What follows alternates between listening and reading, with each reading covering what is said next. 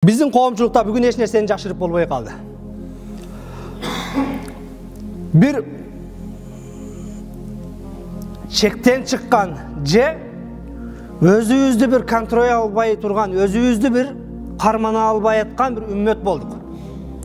Бүгүн жакшы сөз айтсаң да, жаман сөз айтсаң да, заматта интернет желесине чыгып, элдин баары жакшы болгон болсо баракалла деп алкышын айтып, эгер жаман боло турган болсо каргышын айткан заманга туш келдик.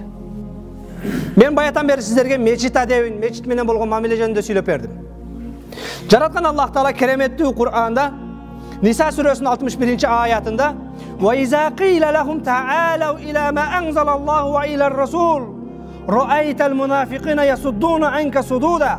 Эгер алар билбеген нерсесинде талашып тартышкан учурда келгиле, Аллах түшүргөн Кур'анга кайткыла, пайгамбарга кайткыла, пайгамбар чечип берсин десе, раайтал мунафикин, мунафыктарды көрөсүн, ясуддунка анка судуда, алар сенден баш тартып кеткенин, жүз үйрүп кеткенин көрөсүн дейт. Не маселени ушулар чечип калды?